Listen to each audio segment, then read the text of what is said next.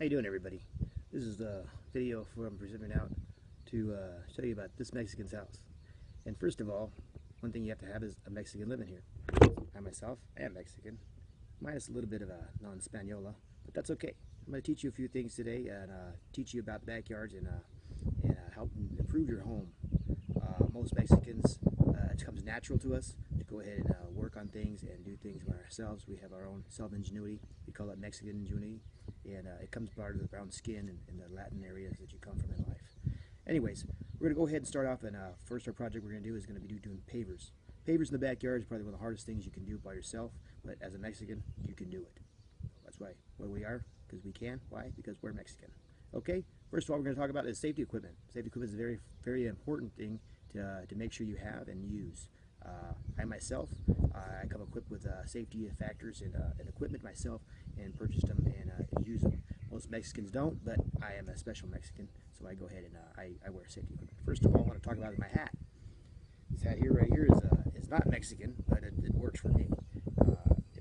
It's cloth. It covers my head. It blocks the sun. And it's one of these things that I stole it from my son, who uses it camping, but I purchased one for himself so he can have his own, and I just keep his. I'll take it off right now to show you two Mexican hair and the hat. It's quite the hat. It fits comfortably. It keeps the sun off your face, and it keeps you cool. The next thing I do is talk about is safety glasses. Right here, I stole them from work like a true Mexican, and they keep the sun out of your eyes and keep you from getting blinded because there's a lot of brightness. Notice the squint. That's the normal squint of a laborer. We keep a squint down to keep the sun out. That's a natural way of we keeping the sunlight out of our eyes. The mustache, the face, you got it. Orale, that's what you can say. Anyways, we'll go ahead and move on to the safety equipment we have here in the backyard. Sorry about that. That's some bad knees from age. First, I'm going to talk about right here. I'm going to put the camera down so we can talk about the safety equipment. What else we have here? Okay. Next thing you do is you want to work with good gloves, good quality glove. Here you have some good gloves here. As you can see, they're used. These are the gloves I just purchased about a week ago, and they work quite well. As you can see, there's another set of pair of gloves I've used. Notice the sweat marks. That's from hard work and labor. I had to mark these because, as most Mexicans, your family, they'll try to steal them. As my kids will try to take them, I have to mark them with my name. From generation to generation, this is a popular thing to do because when you have kids, they usually get into things, take things, and they're nosy. Anyways, as you can see through the sweat marks and the use of these gloves, I wore them out and tore them up. So I had to purchase some more gloves. It's a hard-working man right there. Anyways, I moved on to these. These are excellent use.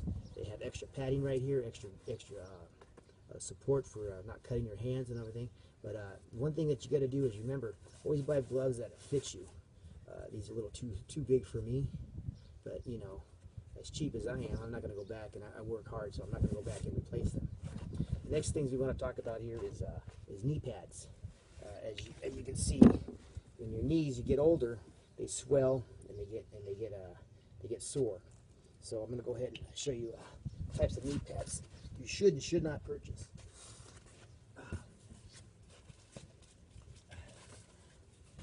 The first set of knee pads I have is these are purchased here when I did a floor, indoor flooring for my friend of mine at work.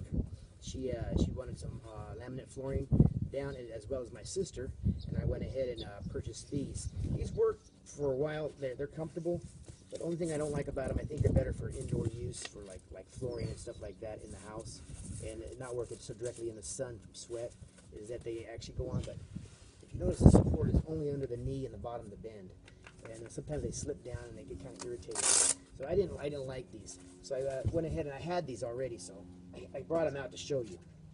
The next pair I had is, you might think these are probably the better ones to use. They're more padded, more durable. They do support upper and the lower part of the bend on your knee, as you can see right here. The only thing about these, I don't recommend these at all. Matter of fact, I won't even give these to my dog to chew on. If I don't have a dog, I won't give them to my neighbor's dog to chew on. He has plenty of dogs. But, Filipinos. Anyways, what happens is the Velcro, they put the Velcro on the inside, on the strap that goes around you. So what happens when, yeah, the hooks are digging into your skin. Why? I don't know. Not Mexican ingenuity? Who knows? But they seem like they're very popular, but I tell you what, they are comfortable, but they're irritating on the skin when you strap them on. So yeah, I have a pair of these. Probably very better used when you're working in the wintertime, wearing pants, long legs, long-legged pants, and then you strap them on the outside of their pants. I myself, what I did is I had these for quite some time now, and I've used it for my first job. Matter of fact, these are the ones I wore at my sister's when I laid her bamboo flooring down in her condominium. I did take the padding out of the other ones to help support because I wore them out. The first couple of days I used these out here on the bricks and the pavers is I wore the padding out, so they're kind of thin. So I went ahead and just borrowed the inside support, and I used them. So I'll don my safety equipment on my knees. So we can go ahead and start off with the next step.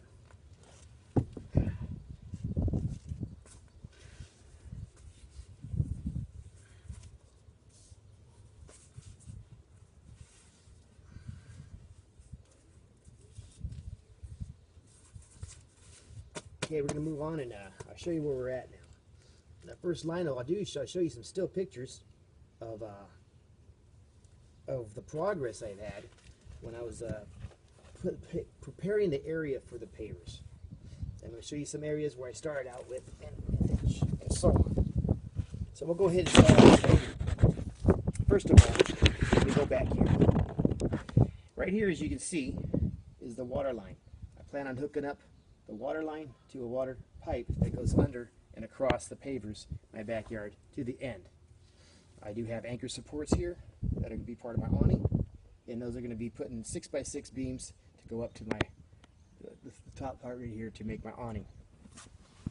Then moved on over here. I'm going to walk over here to the next section that I prepared before I laid the pavers down was my electrical.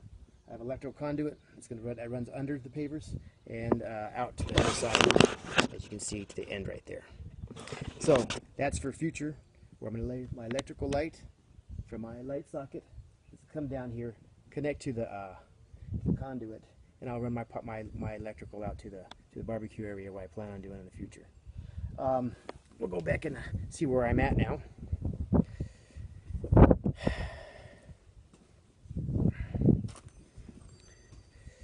And here's the patio so far.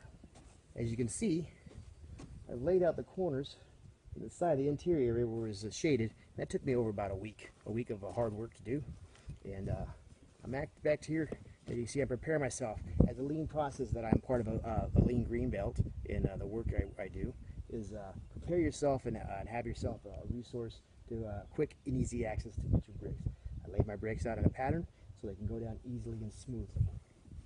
Come over here, and you got your tools. You get your stamper right here. That helps stamp the sand down in the rocks. You get your flat shovel right here. Get your leveler right there. You got your bricks and supplies all along on the outside here in the wheelbarrow. I'm going to go ahead and start working out here and showing you a few things. Notice the serious face, because there's no smiling here, okay? This is hard work and labor. We all have to do this, and we all have to learn from this. So I'm going to go ahead and put you back down to where I can go ahead and start giving you the tutorial of how you make it. 1 second.